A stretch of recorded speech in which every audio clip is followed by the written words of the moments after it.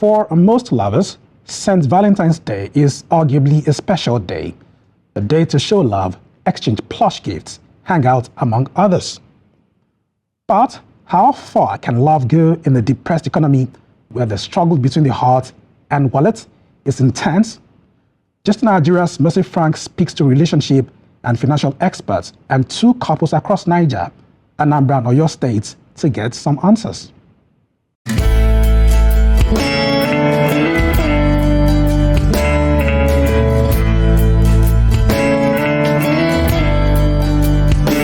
Love is in the air, but so is inflation. Not only Nigerians know they smile, couples know they smile again. There are a lot of things a man is thinking of. Financial stress is one of the top two reasons why couples disintegrate. As pockets run dry, we explore how love and money collide in tough times.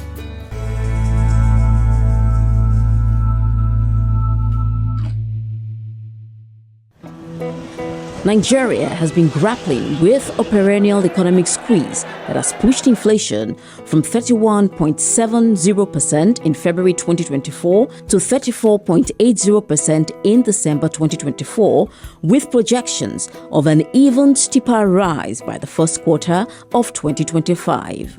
With costs rising and purchasing power shrinking, love and money are now in a tight dance.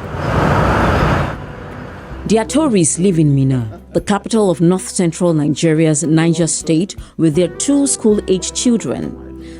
With cost of living soaring, the couple say they've had some rough patches, especially arguing over how to stretch their income. Imagine you taking 50,000 naira to the market and then you come back with something 1/3 of what you used to buy. It was like, no, you didn't negotiate, you don't know how to price. You don't know how to price. How can you go to market? Like, we bought things from the supermarket where you have price tag, you just pick items. I said, that's how things are. Until I went myself and love celebrations take a steep fall off their priority list. Had my way, honestly, we'll be getting set right now for Port Harcourt for vacation. There isn't much difference between the Atoris and the Akpanudums, a couple from Awka in southeastern Nigeria's Anambra state.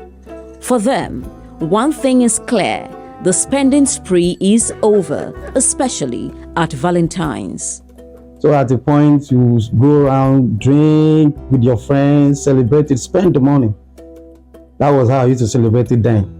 Until now, we celebrate it with understanding. We celebrate it in a way to give glory to God and not too much, not to bringing in problem or issues to yourself. While the inflation rate continues to tango with double digits, many Nigerians are facing the harsh realities of an unforgiving economy as Valentine's Day approaches. It's celebration in a very big way. It's not something that I think of now. You must not give me a very big, gigantic gift for me to acknowledge that, okay, that's a wonderful Val gift. I don't think I'll be celebrating it like I do before because things are quite not easy. Looking at the economy now, I don't think my power will be able to reach that level. To celebrate Val, you have to have finances too. At the end of the day, love is all that matters. With wallets speaking louder than hearts, businesses that once thrived on grand romantic gestures say they aren't doing so well. Insist on the consumable items more than other items. Because if you go to some shop, they can't meet up the demand because of the high cost of items. It's not easy. It pinches us in a high way. 2022, 2021, that's when you see us say, your order ends 10th of February, your order ends 8th of February, and you have this order, you have this rush. There's a kind of price that you even put on late orders, and people will still say, oh, please, Edible, please just fix me something. But right now, we are trying so hard to keep it going. The adverts are going, the awareness are going everywhere, but the returns of clients, of customers, it's not as heavy as before. It's not as interesting as before. Customers are not turning up well again because a plate of food now is 4,000, 3,500. The previous years is 2,500, 2,000.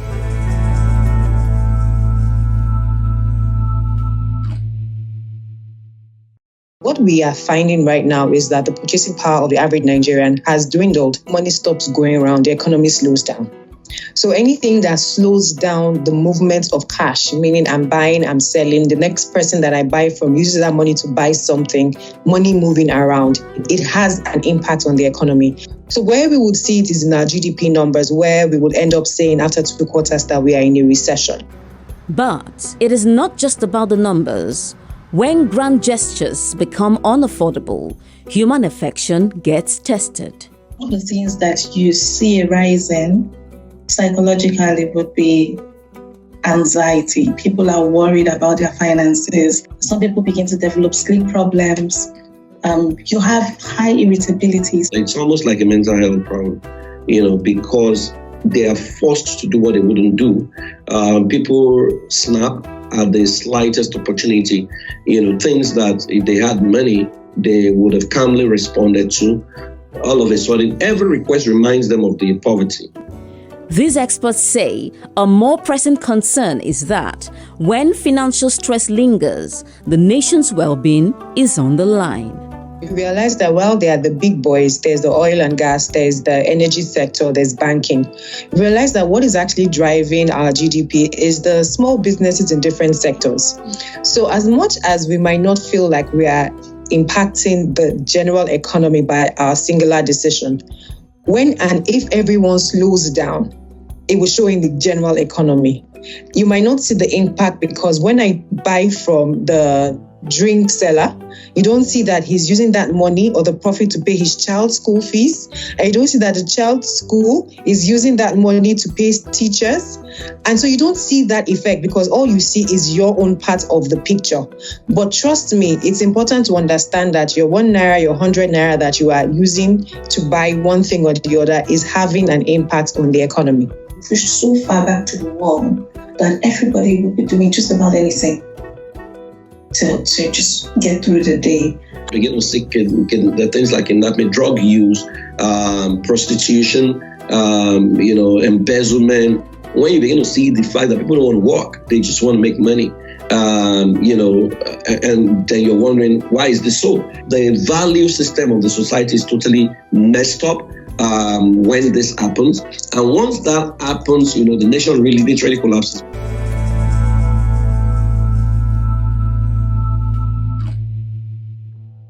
We can get to regulate ourselves, our emotions in such a way that money does not have that much effect on us. Plan your life around your budget. Don't just spend arbitrarily. Look at the major things that people are spending money on: food and transportation. The government should look at policies that will impact these sectors significantly. While families like the Atoris and Akpano Domes, as well as businesses that cater to their needs, struggle to keep head above water in times like this, experts insist that President Bola Tinubu's proposed 2025 budget of restoration must translate into real tangible benefits to make life and love more sustainable for Nigerians. Mercy Frank, Gist Nigeria. Interesting. Be part of this conversation. Tweet us at Gist Nigeria TV. We'd like to hear from you.